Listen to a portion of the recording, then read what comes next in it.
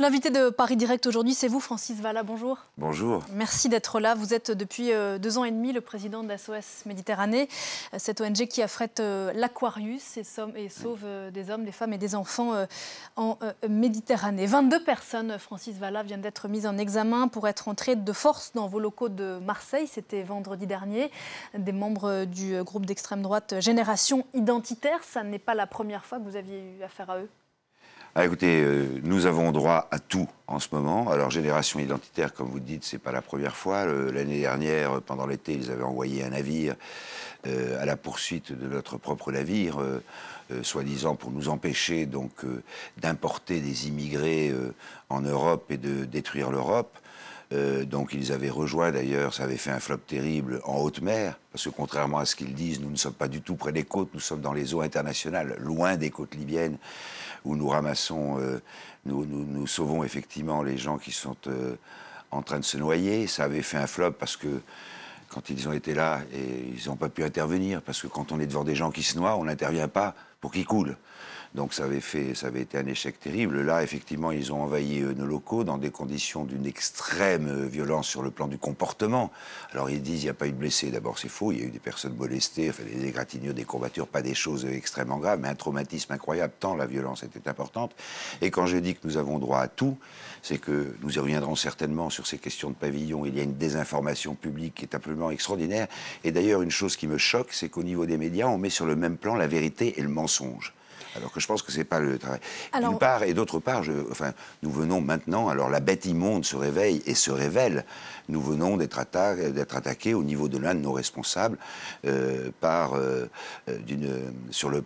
avec une attitude, un antisémitisme absolument incroyable, d'une violence qui rappelle une autre époque horrible qu'on croyait disparue.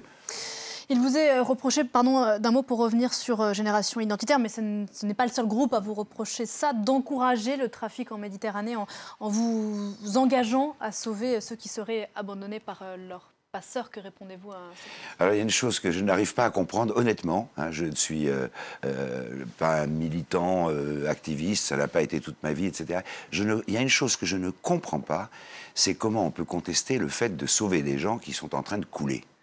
Nous sommes dans les eaux internationales, nous n'allons pas les chercher, nous respectons toutes les conventions internationales, nous n'intervenons que après avoir pris la tâche ou sous l'autorité des autorités légales, et on nous reproche tout simplement le fait de sauver en jouant sur cette peur, sur ce côté anxiogène qu'il y a à l'heure actuelle sur les questions migratoires, qui c'est vrai sont d'une extrême complexité, mais au milieu de tout ça, il y a une chose qui est simple, qui est pure, qu'on cherche à détourner, à vilipender, c'est pour ça que nous sommes calomniés, qui est le sauvetage. Je n'ai pas de réponse si ce n'est de vous dire l'étonnement, l'effroi de voir, je reçois des messages d'insultes quasiment tous les jours, alors que nous ne sommes dans aucun débat à caractère politique.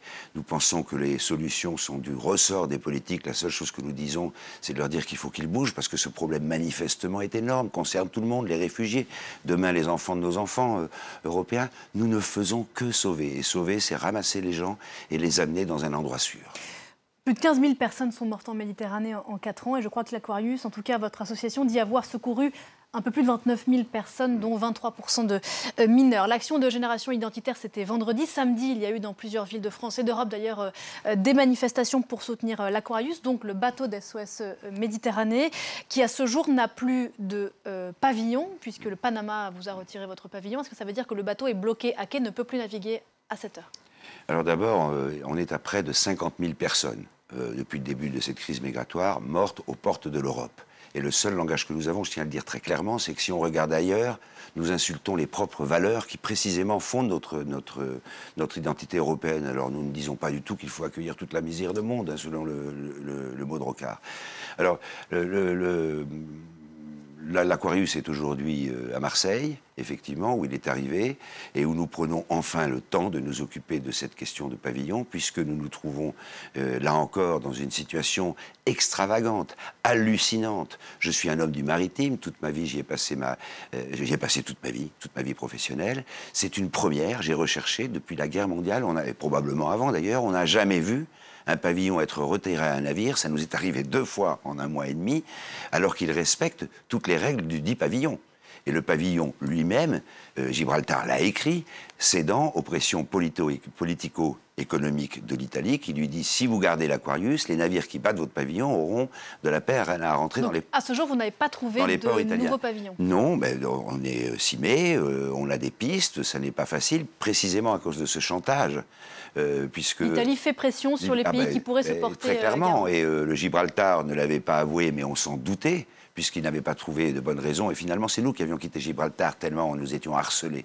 Mais là, le Panama l'a dit. Donc effectivement, ça complique les choses.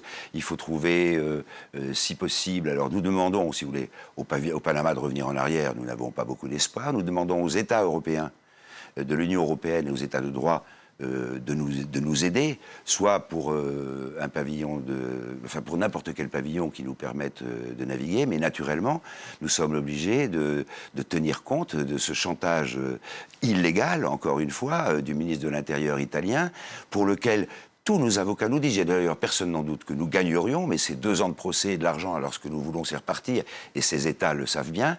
Donc nous avons un certain nombre de pistes, et je vais vous dire, madame, je vous remercie de me poser la question, parce que c'est pour moi l'occasion de dire aujourd'hui, publiquement et fortement, que certes je suis inquiet, mais fondamentalement, je suis optimiste. Il y aura une solution, tout simplement pour une raison qui est simple, c'est quand il apparaîtra clairement, ne serait-ce que parce que nous le dirons publiquement. Pour l'instant, nous ne le faisons pas. Nous parlons avec les autorités, nous parlons avec les autorités françaises, nous parlons avec un tas d'interlocuteurs dans le monde.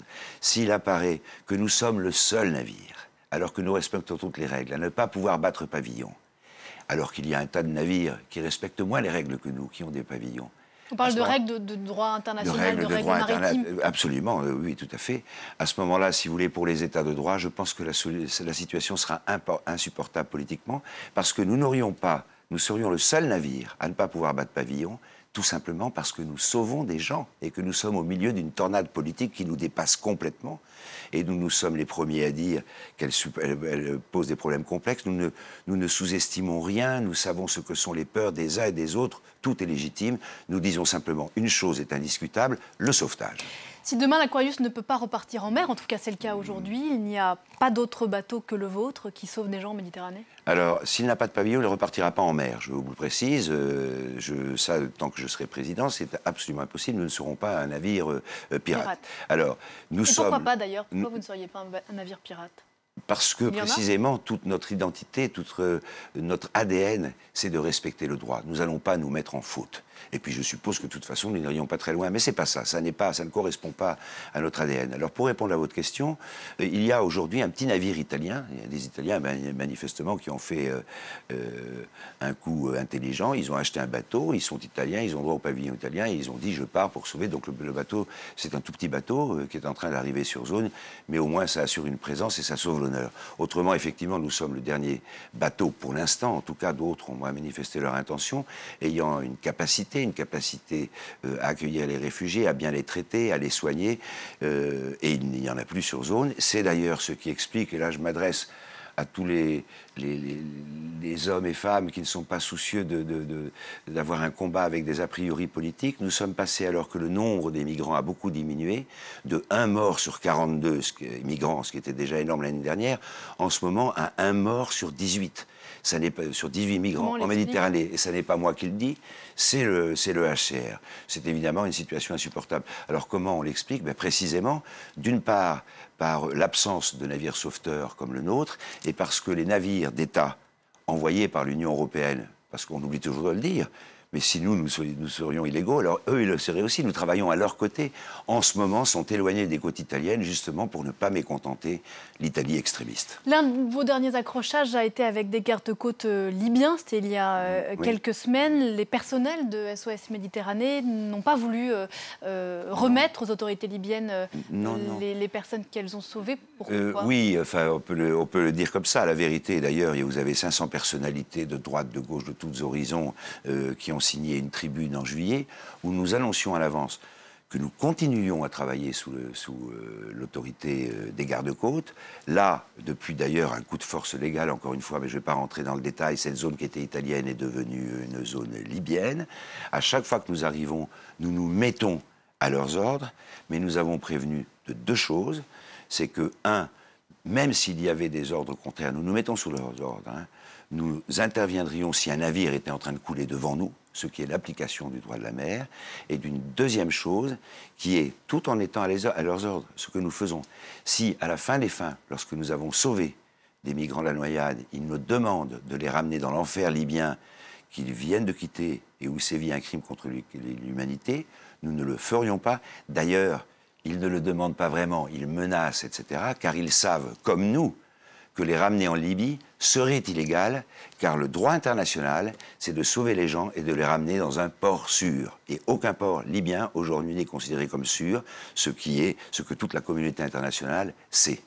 Vous dites de vous-même, Francis Vallat, que ce que vous faites là, vous l'avez rappelé tout à l'heure, vous êtes un homme de la mer, vous n'êtes pas né, je crois, dans une région maritime, mais vous avez été sur la mer toute votre vie. Ça n'est pas de la politique, c'est du devoir d'homme de la mer que vous êtes devenu, mais votre engagement, il est politique tout de même. Voilà, alors d'une part, bon, je n'ai pas été sur la mer toute ma vie, je suis un homme de la mer, j'ai été armateur, j'ai beaucoup navigué évidemment, mais je ne suis pas un marin, mais je suis ce qu'on appelle un homme de mer, c'est-à-dire toute mon activité tournée autour de la mer et des marins. Alors naturellement, notre action est politique, ce serait complètement hypocrite de dire l'inverse, mais au sens de la politique, la vie de la cité. Nous réunissons autour de nous, nous avons par exemple 40 000 donateurs, on dit toujours que nous sommes opaques. C'est à la disposition de tous, d'une transparence absolue, qui sont de droite, de gauche, je le disais tout à l'heure, des paysans, des ouvriers, des employés, des bourgeois, il y a tout, si vous voulez, je dis bien, de droite et de gauche, parce que le sauvetage dépasse absolument tous les clivages. Et la raison pour laquelle nous ne reconnaissons pas le droit de parler des solutions, c'est parce que nous ne sommes pas légitimes pour ça. Nous sommes légitimes pour sauver, en particulier comme hommes de mer, mais comme devrait l'être tout homme et toute femme, c'est la non-assistance à personne en danger. En revanche, nous ne sommes pas légitimes pour faire entendre une voix particulière sur les solutions. Vous critiquez énormément la politique menée par exemple par Matteo Salvini en Italie. Et le seul langage politique que nous tenons, c'est de dire aux hommes politiques, c'est votre responsabilité de vous en occuper, il faut que vous ayez une stratégie à moyen, à long terme et naturellement à court terme. Alors, la critique que nous faisons de Matteo Salvini est uniquement une critique en réponse. Nous sommes en permanence attaqués. C'est de son ministère que sont nés les bruits selon lesquels nous participions, je veux dire financièrement en plus, enfin, au trafic des passeurs, alors que nous n'avons jamais aucun contact avec eux, que nous serions rémunérés, c'est comme ça que nous vivons, que moi-même je serais rémunéré dans des, comment dirais-je, dans des paradis fiscaux, etc. Nous ne pouvons pas ne pas répondre. Mais ça n'est pas de la politique. Au sens, ça n'est pas de la politique, c'est répondre à des insultes. Donc nous ne faisons pas de politique quand nous disons que M. Matteo Salvini ment en disant cela, ou de la même façon qu'il bafoue le droit quand il fait chanter des États du pavillon qui eux-mêmes admettent être soumis à ce chantage. Donc voilà. Il y a cette pétition qui a recueilli 233 000 signatures pour soutenir l'Aquarius. Vous me parlez des critiques dont vous êtes l'objet. Est-ce que vous manquez d'argent aujourd'hui pour faire continuer de naviguer? Alors paradoxalement, à court terme, non. Pour deux raisons. Ce sont des dons privés écoutez, nous avons 95% de dons privés, c'est pour ça que je parlais de 40 000 personnes, et le nombre de petits dons que nous avons est absolument, mais réguliers, etc., est absolument incroyable, et nous avons 5% d'argent qui viennent de ce qu'on peut appeler de fonds publics. Nous n'avons recevons absolument rien de l'État, c'est quelques municipalités. Et il y avait un peu moins de 200 députés qui donnaient une partie de leurs réserves parlementaires, ce qui maintenant n'est plus possible. Donc nous allons être à quasiment 97 ou 98% de fonds privés. Et en ce moment, paradoxalement, parce qu'à côté de ces insultes, mais sordides ou de menaces qu'on reçoit, moi j'en reçois à la maison, etc., nous avons absolument aussi de merveilleux soutiens, qui en nombre d'ailleurs sont probablement beaucoup plus importants, de gens qui nous envoient de l'argent. Donc à l'heure actuelle, nous avons un peu de visibilité devant nous. On a toujours peur quand même, parce que le bateau nous compte 11 000 euros par jour, il faut un peu moins de 5 millions d'euros par an. Tout ça, je le répète, étant totale transparence. Et à l'heure actuelle, nous avons un peu de visibilité. C'est le paradoxe de cette crise. Notre bateau est immobilisé. On a d'ailleurs un petit peu moins de dépenses. Et en même temps, effectivement, il y a beaucoup de gens qui se mobilisent et qui nous disent deux choses. Ne lâchez pas, et qui nous envoient de l'argent pour qu'on ne lâche pas. Vous ne lâcherez pas? Nous ne lâcherons pas. Merci beaucoup, Francis Vallat, d'être venu ce matin sur le plateau de Paris Direct.